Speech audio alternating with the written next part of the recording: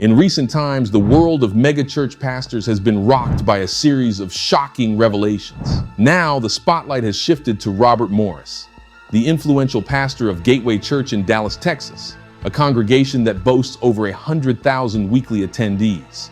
Let's dive into the details of what Robert Morris is accused of and how he has responded. We will also look at the church's response and how Morris's past writings don't quite add up with the current narrative. Additionally, we'll hear from the victim, now in her 50s, whose account starkly contradicts Morris's statements. Morris's smile and charisma have been a staple of Gateway Church, drawing in tens of thousands of worshipers each week. However, beneath this polished exterior lies a deeply troubling narrative that has only recently come to light. The allegations against Robert Morris date back over 35 years, to a time when he was in his 20s and not yet the head of Gateway Church. The church's official statement, released by its elders, acknowledges a moral failure on Morris's part from decades ago. According to the statement, Morris has been open and forthright about his past, having undergone a lengthy restoration process that included professional counseling and stepping out of ministry for a period of 2 years. The statement stresses that there have been no other moral failures since this incident, and that Morris has walked in purity, with accountability measures firmly in place. However, Morris's own writings suggest a different story. In his book, he provides an account that contradicts the church's statement, indicating that the restoration process was neither as lengthy nor as rigorous as claimed. This discrepancy raises serious questions about the transparency and integrity of the church's leadership. Adding to the complexity of the situation is the victim's testimony. Now, in her 50s, her account of what happened to her at the hands of Robert Morris paints a starkly different picture from the one presented by the church. Her story, filled with pain and betrayal, contradicts Morris's claims and sheds light on a darker side of the man who has been revered by so many. Now let's get into the details. The elder's letter kicks off by admitting that Robert Morris had a moral failure over 35 years ago when he was in his 20s, long before Gateway Church was even a thing. They stress that Morris hasn't kept this a secret. He's talked about it publicly from the pulpit and has been upfront about the whole ordeal. According to the elders, Morris went through a solid 2-year restoration process. They say it was closely monitored by the elders of Shady Grove Church. During this time, Morris supposedly stepped away from ministry, got professional counseling, and participated in freedom ministry counseling. They want everyone to believe this process was thorough and aimed at making sure Morris was truly back on track. The letter insists that since that 35-year-old incident, there have been no other moral failures for Morris. They claim he's walked the straight and narrow with plenty of accountability measures in place. The message here is clear. This was a one-time mess up, and Morris has been a model of purity and responsibility ever since. Now let's get into what Morris himself had to say. He admitted that in his early 20s, he got involved in some inappropriate behavior with a young lady in a home where he was staying. He describes it as kissing and petting and acknowledges it was wrong. This behavior happened on several occasions over the next few years. In March 1987, the situation came to light and Morris confessed.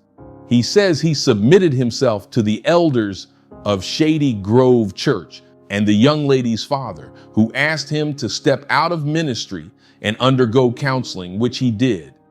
Morris claims that since then, he has walked in purity and accountability. Morris goes on to say that 2 years later, in March 1989, he re-entered ministry with the full blessing of the elders and the young lady's father. In October 1989, he met with the young lady and her family to ask for forgiveness, which they granted. He emphasizes that he dealt with his sin through confession and repentance in 1987 and 1989. Here's where things get dicey. Morris's account suggests he took 2 years off, but in his book, From Dream to Destiny, he tells a different story. In the book, Morris writes about his struggle with pride. Morris writes that in his mid-20s, he became prideful from hearing how gifted he was. When he asked God for guidance, he sensed God suggesting he step out of ministry. Morris didn't like the idea, but eventually did it, taking a regular job as a security guard at Motel 6. Here's what he says. By the time I was 25, I had become far too accustomed to hearing people tell me how gifted I was. Deep down, I knew I was prideful, but I didn't know what to do about it. One day, as I was praying along these lines, I asked the Lord, what can I do about this? Is there anything I can do to deal with the pride in my life?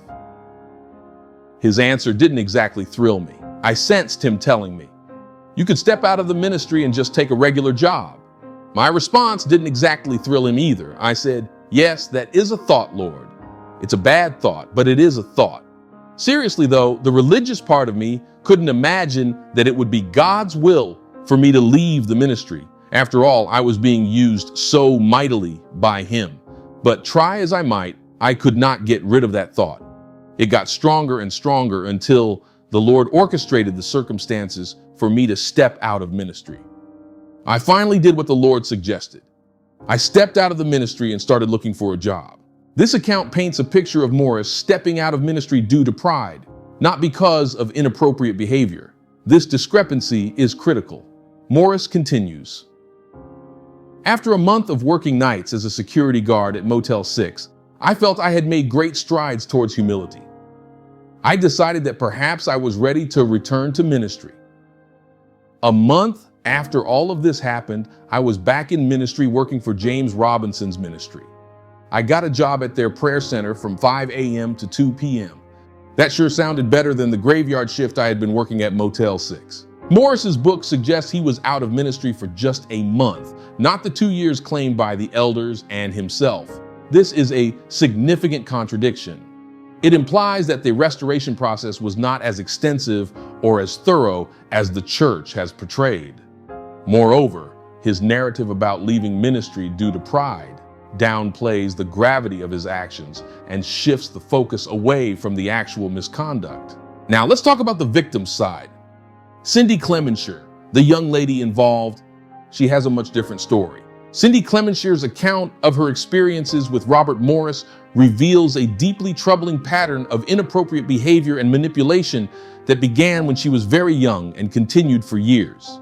Cindy's troubling experiences started on a Christmas night in 1982 when she was only 12 years old. Bear in mind that Robert Morris was at that time already a married man with a son.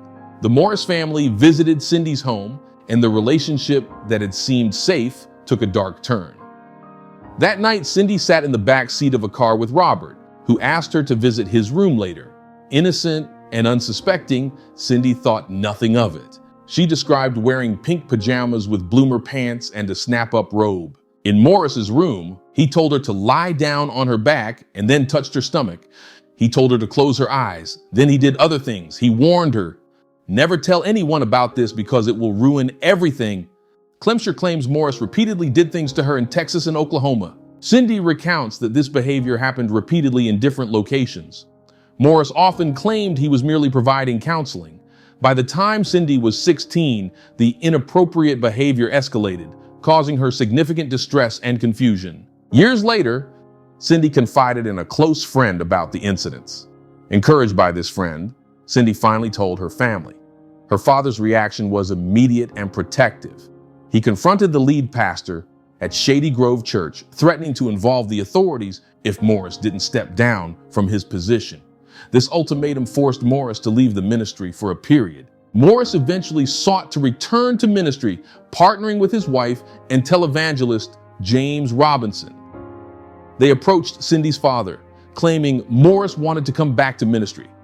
Cindy's father, however, made it clear that he never gave his blessing for Morris's return. Cindy emphasized that her father was appalled by Morris's actions and his attempts to minimize the incidents. Morris has publicly claimed that he received the blessing of the elders and Cindy's father to return to ministry.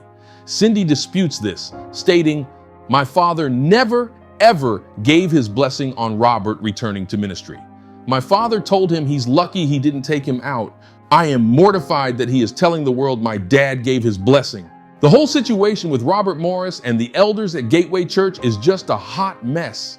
The elders' letter and Morris's own accounts are filled with more holes than a cheese grater. They've painted this rosy picture of a long, thorough restoration process and claimed Morris has been squeaky clean ever since. But let's not kid ourselves. Morris's own book and Cindy Clemenshire's heartbreaking story tell a very different tale. Morris talks about stepping out of ministry for 2 years, but his own words in From Dream to Destiny say he was back in the game within a month.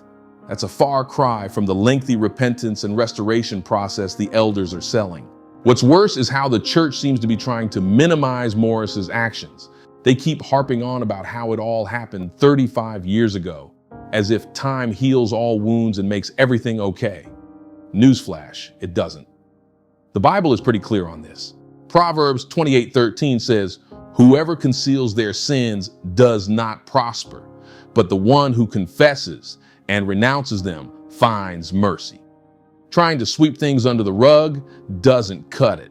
Another verse that comes to mind is Luke 8:17, "For there is nothing hidden that will not be disclosed, and nothing concealed that will not be known or brought out into the open." This should be a wake-up call for the church. Transparency and honesty are crucial, especially when dealing with such serious matters. It's disheartening to see the leadership trying to downplay Morris's behavior instead of facing it head on. I feel really bad for Cindy and everyone else hurt by this mess. The church should be a place of healing and truth, not cover-ups and half-truths. We all make mistakes, but part of true repentance is owning up to them fully, no matter how ugly the truth might be. At the end of the day, integrity matters. The church needs to step up, be honest about what happened, and make things right. Anything less is just not good enough.